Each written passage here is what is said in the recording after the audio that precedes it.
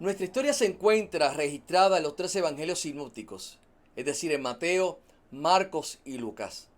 Nos basaremos en el relato proporcionado por Marcos en el capítulo 5. La Biblia nos dice que Jesús estaba a la orilla del lago cuando se reunió una gran multitud a su alrededor.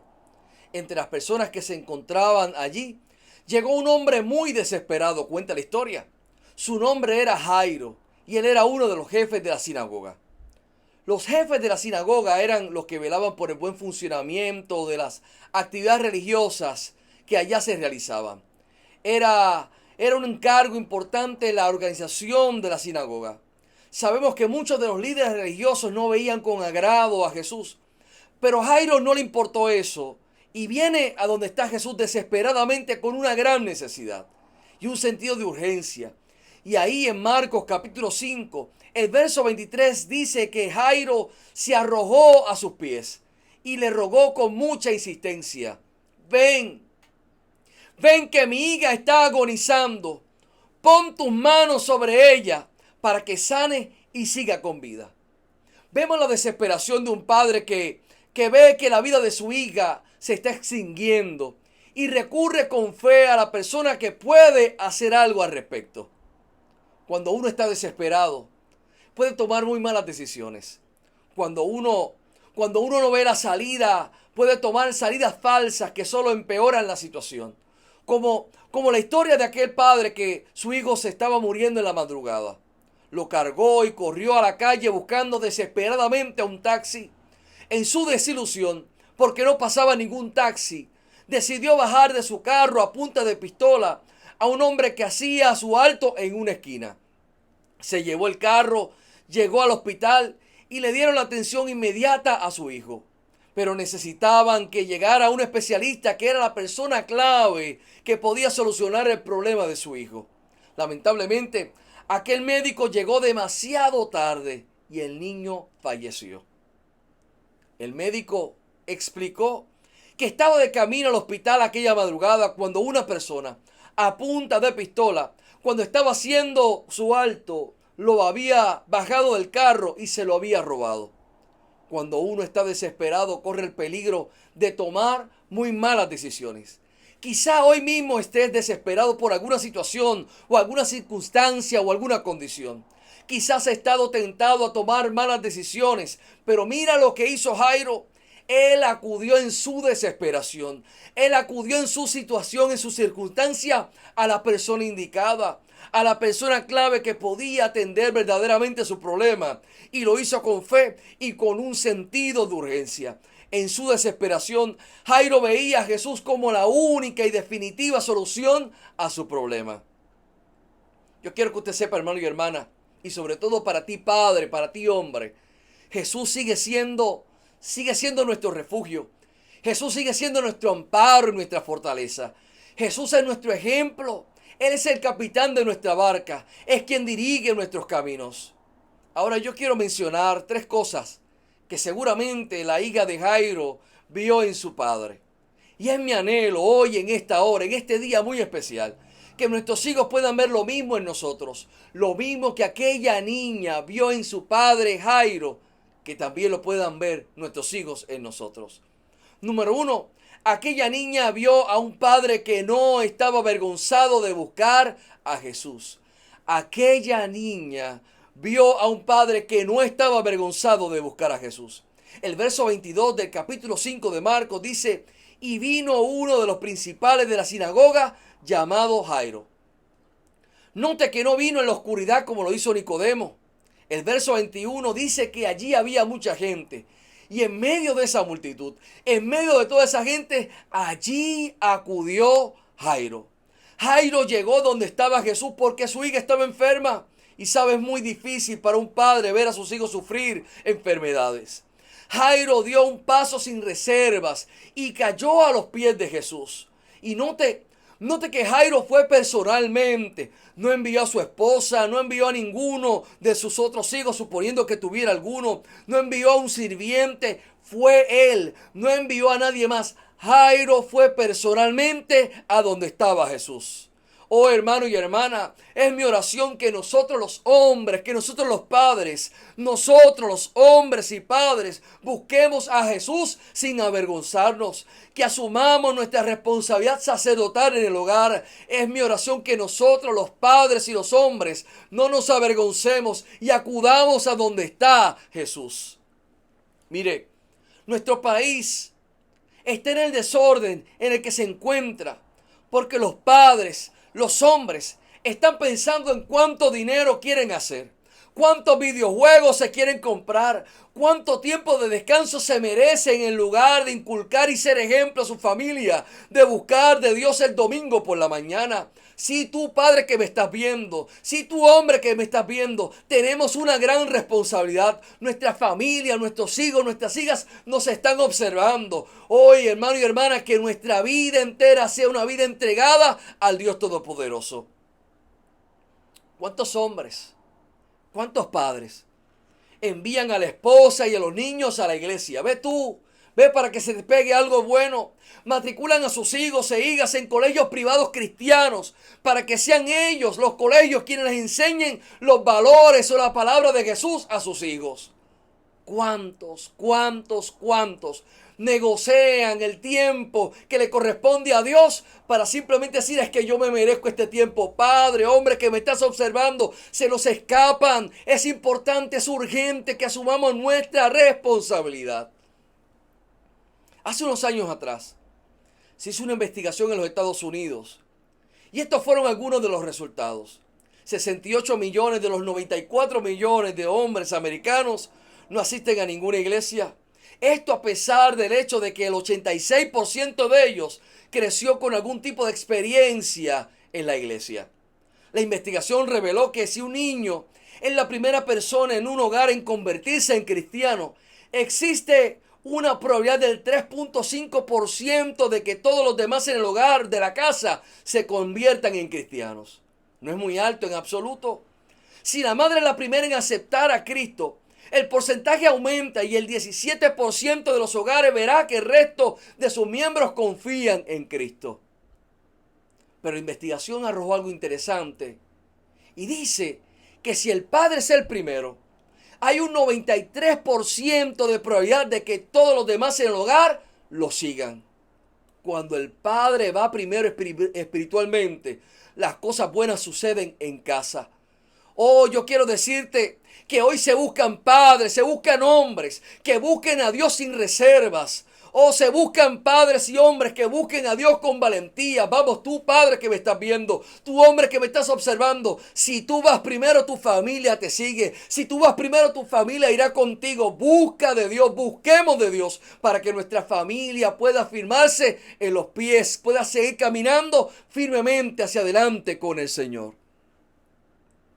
¿Qué diferencia haría si nuestros padres, si los hombres, si los padres de la casa buscaran a Jesús primeramente?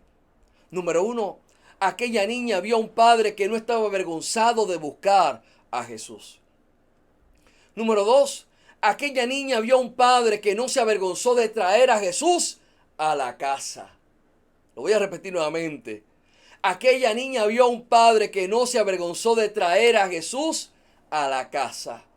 El verso 23 dice: y le rogaba mucho. Pero mira qué interesante cómo lo dice esta misma historia en Lucas capítulo 8 verso 41. Dice, le rogaba, hablando de Jairo, le rogaba que entrase a su casa. Note que la historia nos dice que mientras iban de camino a la casa de Jairo, le seguía una gran multitud. Usted puede imaginarse esa llamada telefónica de Jairo de camino a la casa. Cariño, mi amor, todos vienen a la casa. Sí, pero ¿cuántos? Cuando te digo todos, son todos, una gran multitud. Oh, hermano y hermana, que Dios nos dé a padres y a hombres que lleven a Jesús a la casa.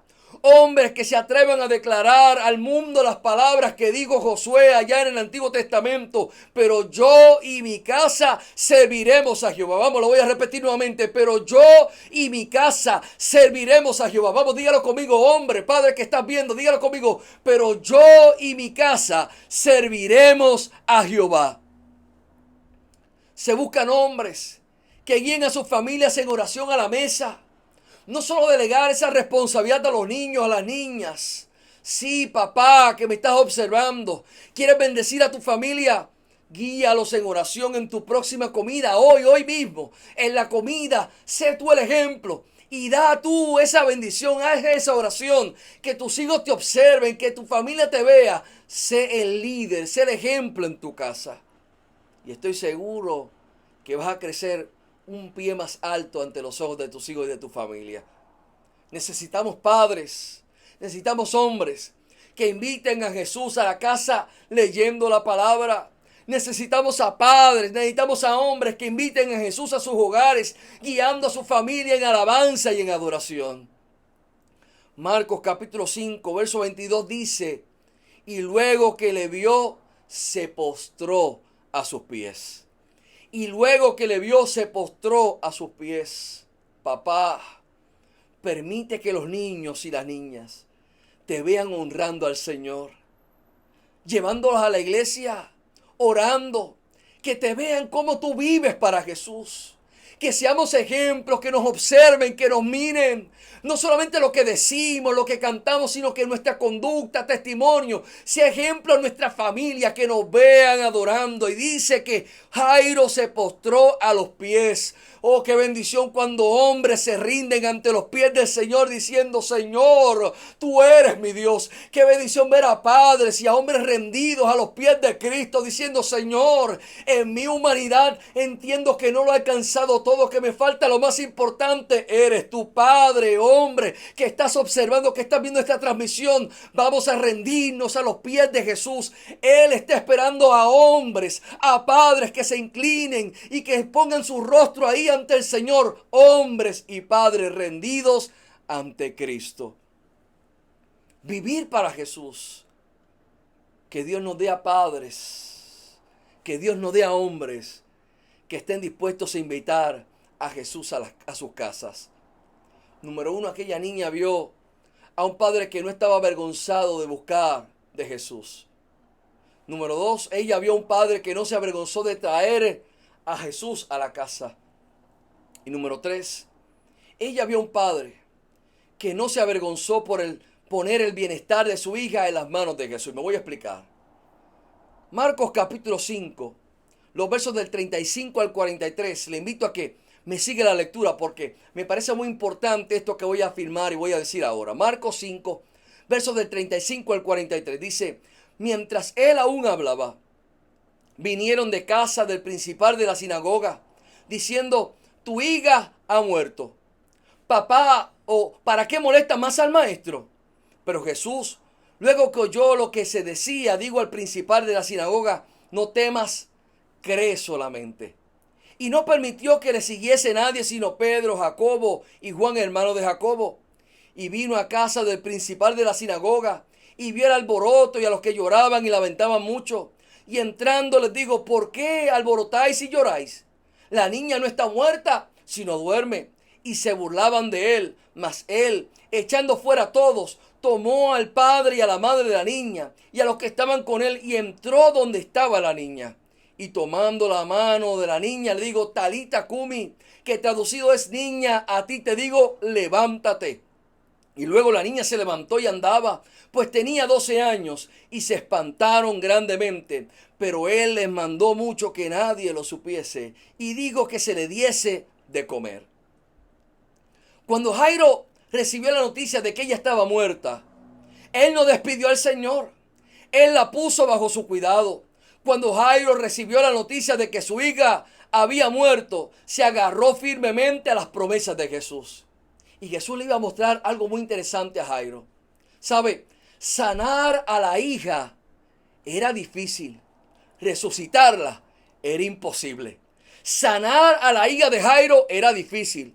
Resucitarla era imposible. Ahora Jesús le iba a mostrar a Jairo que Él es el Dios de lo difícil y el Dios de lo imposible. Vamos, alaba a Dios ahora en este momento. Jesús le iba a mostrar a Jairo que Él sigue siendo el Dios de lo difícil y de lo imposible. Y me detengo por un momento, amigo, amiga que me estás escuchando, hermano y hermana que estás viendo esta transmisión. Tengo una palabra para ti. Jesús sigue siendo el Dios de lo difícil y el Dios de lo imposible. Parece difícil, difícil, Él lo puede hacer. Parece imposible, Él lo puede hacer. Jesús sigue siendo el Dios de lo difícil y de lo imposible.